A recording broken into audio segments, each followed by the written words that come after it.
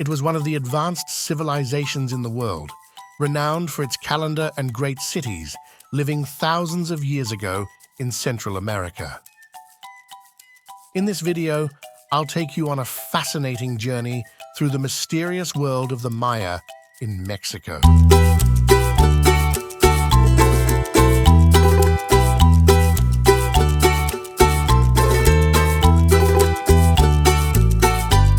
How did this civilization originate?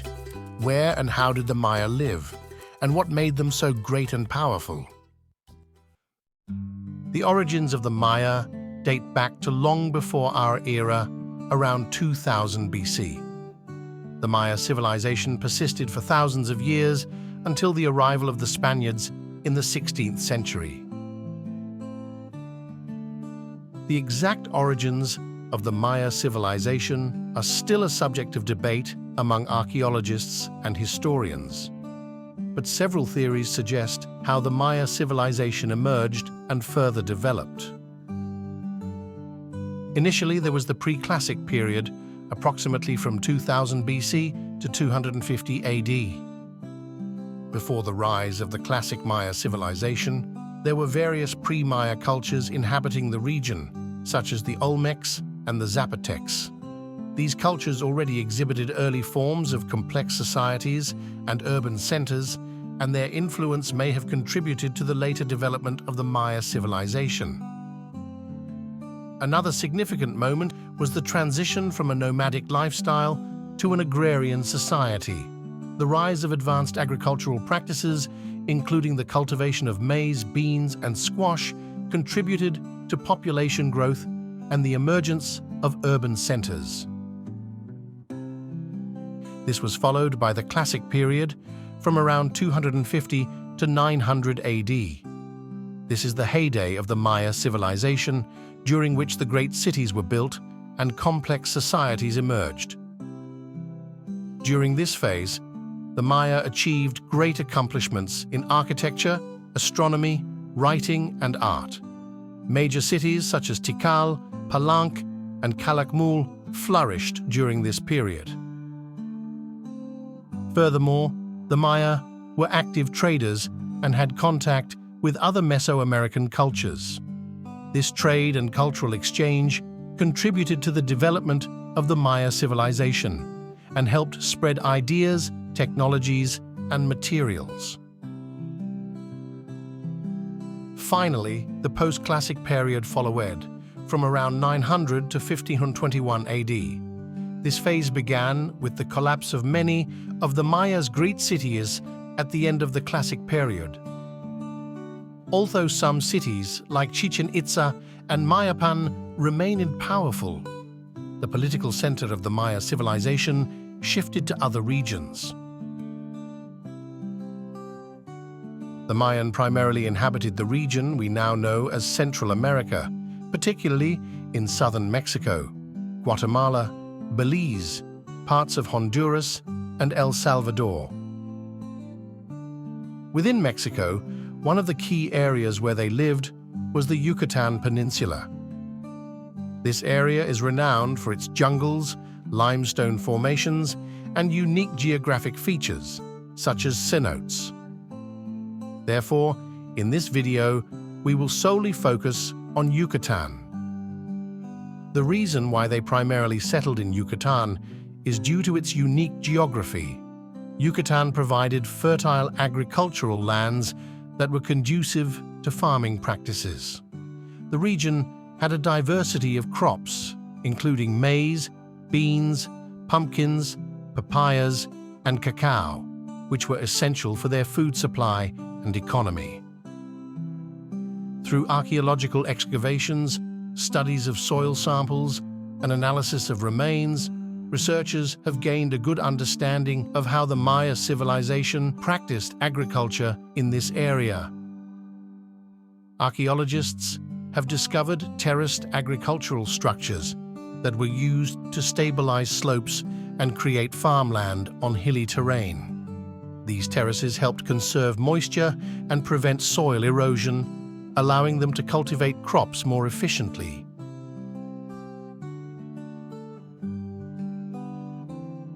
In addition to favorable farmland, Yucatan has a unique landscape with many cenotes, which are natural underground water sources. Cenotes are formed by a unique geological process that occurs in regions with limestone formations.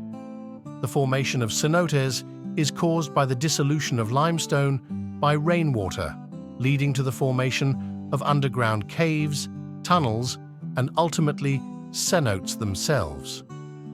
Over time, through repeated exposure to rainwater, underground cavities, caves, and passages form. If the roof of a cave or cavity collapses, this can result in the formation of a cenote, an open water source at the surface. However, some cenotes remain underground, only accessible through caves or tunnels. It is estimated that there may be more than 6,000 cenotes in Yucatan. These cenotes can vary in shape and size, ranging from small pools to large, expansive bodies of water. They are often surrounded by rock formations and vegetation, adding to their natural beauty. Additionally, many cenotes are interconnected underground. They use these cenotes for drinking water and irrigation of farmland. They were also crucial for their religious rituals and ceremonies. Offerings were made to their gods here as part of religious rituals to promote fertility, prosperity, or to beseech favorable conditions. Archaeologists have even discovered human remains in cenotes, often in combination with objects such as pottery, gemstones, jade, and other valuable material. Not only the agricultural land and cenotes in Yucatan were important for the establishment of the Maya. The strategic location of Yucatan between other Mesoamerican cultures was also a significant factor. This made it a center of trade and exchange of goods, ideas, and cultural influences, with trade routes stretching over long distances from the mountains of Guatemala to the shores of the Gulf of Mexico.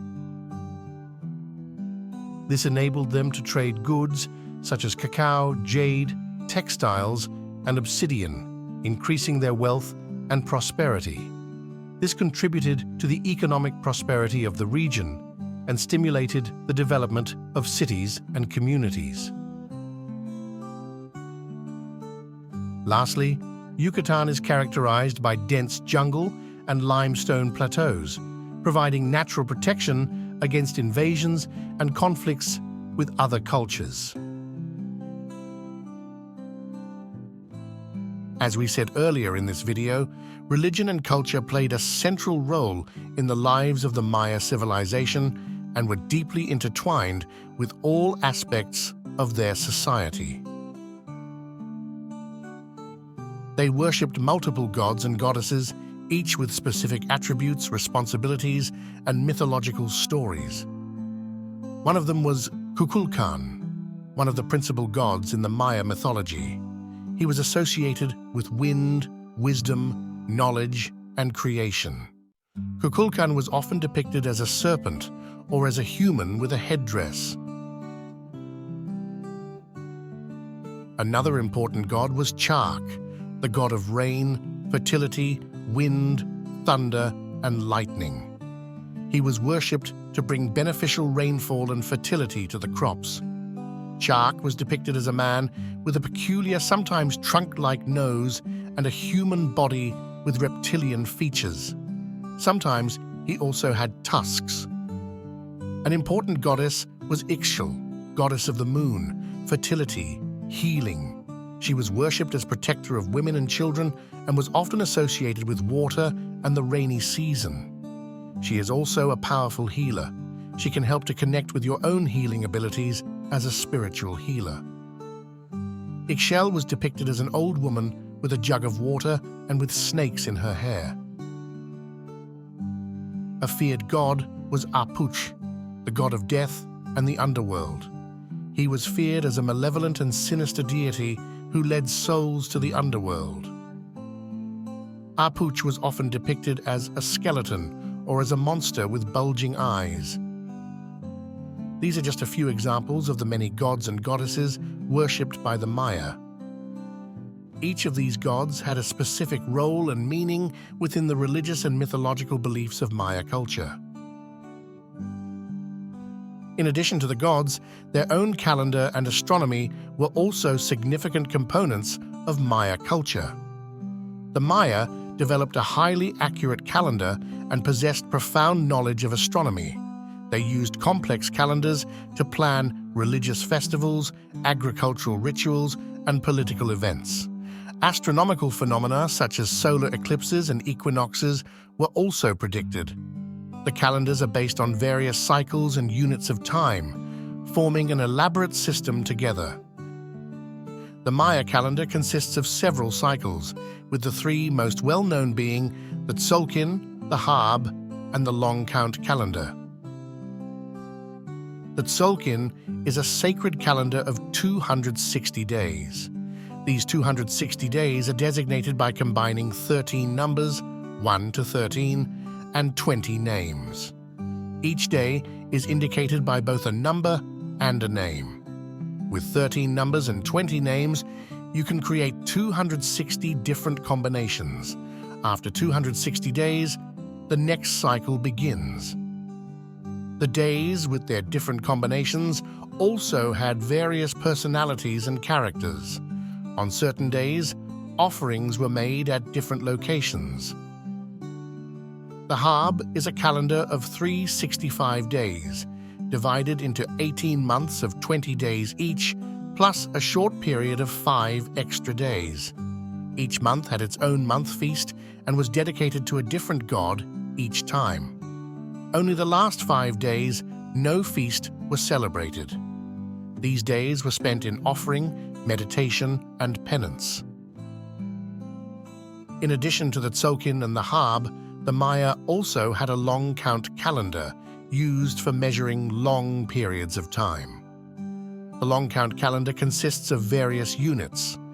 These units were used to calculate longer periods of time, such as historical events and astronomical cycles. The Maya's long count calendar began on August 11th, 3114 BC and continued until December 21st, 2012. This was the infamous date that some people interpreted as the end of the world. In reality, it was simply the end of a cycle in the Maya calendar, similar to reaching a new millennium in the Western calendar. Now you know that the Maya civilization was a thriving and powerful civilization. Despite this, the Maya Empire ultimately suffered from several factors that led to its decline. Archaeologists have not provided a definitive explanation for the downfall of the Maya Empire. However, there are several aspects to consider. For instance, some Maya cities experienced high population densities, resulting in pressure on natural resources and agricultural lands. Towards the end of the Maya civilization, there were also political tensions. There was increasing rivalry between different cities, including Tikal, Calakmul, and Palenque. Lastly, there is growing evidence that climate change played a role in the decline of the Maya civilization. This includes periods of droughts or floods, which also impacted changes in trade routes crucial for economic growth. Finally, the Spanish invasion and subsequent colonization of Central America influenced the decline of the Maya civilization. The Maya society was already weakened at the time, and several cities had already fallen into decline. Today, there still exist indigenous communities that are descendants of the ancient Maya. While many modern Maya have integrated into the broader society and the modern world, many communities still maintain a strong connection to their traditional culture, language, and customs. For example, descendants in Yucatan speak a different language than the national language, Spanish. Additionally, some modern communities are engaged in political activism to protect and promote their land rights and cultural recognition.